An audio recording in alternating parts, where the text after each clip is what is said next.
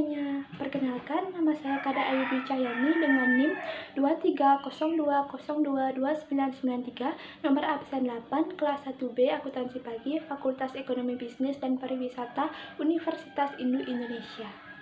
Nah, apa sih sebenarnya itu fungsi manajemen? Nah, secara umum, fungsi manajemen terdapat 4, yaitu perencanaan atau planning, yang kedua, pengorganisasian atau organisasi, yang ketiga, pengarahan atau actuating, dan yang keempat, pengendalian atau controlling.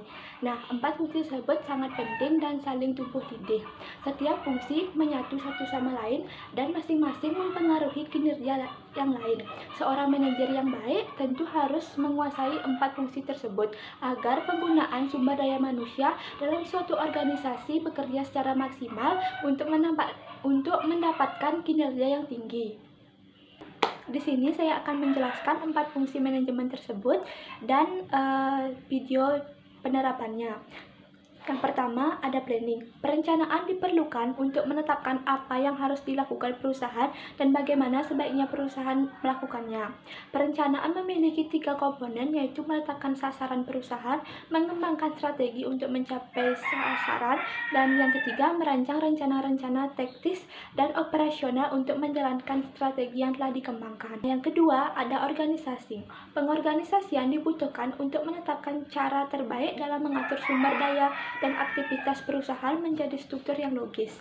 Tanpa pengorganisasian yang baik, maka perusahaan terancam tidak teroperasi secara maksimal atau akan kalah saing. Yang ketiga, ada controlling.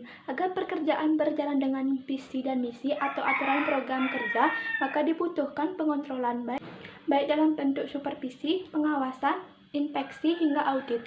Kata-kata tersebut memang memiliki makna yang berbeda, tapi yang terpenting adalah bagaimana sejak dini kita dapat mengetahui penyimpanan-penyimpanan yang terjadi, baik dalam tahap perencanaan, pelaksanaan maupun pengorganisasian, sehingga dengan hal tersebut dapat segera dilakukan koreksi, antisipasi dan penyesuaian sesuai dengan situasi kondisi yang perkembangan zaman.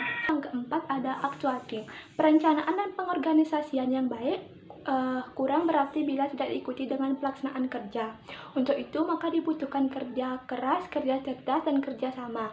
Semua sumber daya manusia yang harus dioptimalkan untuk mencapai visi, misi, dan program kerja organisasi. Pelaksanaan kerja harus sejalan dengan rencana kerja yang telah disusun, kecuali memang ada hal-hal khusus sehingga perlu dilakukan penyesuaian. Sekian dari penjelasan keempat fungsi manajemen tersebut. Selanjutnya saya akan menayangkan contoh penerapannya. Tetapi saya akan menayangkan dua contoh fungsi, yaitu yang fungsi planning dan controlling.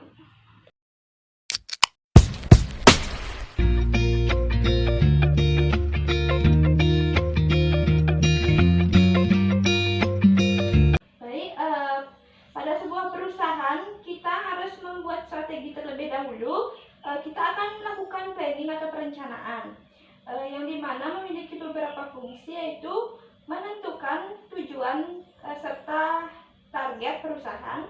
Yang kedua, menyusun strategi untuk dicapainya. Yang ketiga, menerapkan berbagai sumber daya yang mungkin dibutuhkan.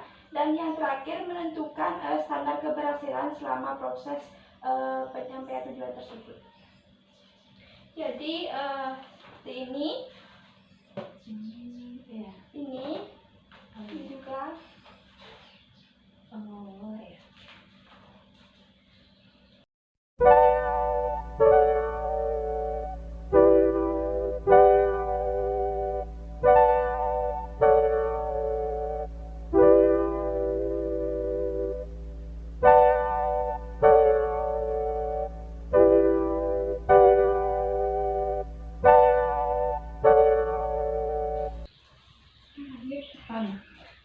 kita akan melakukan controlling kegiatan pemantauan untuk melanjutkan sesuatu yang besar.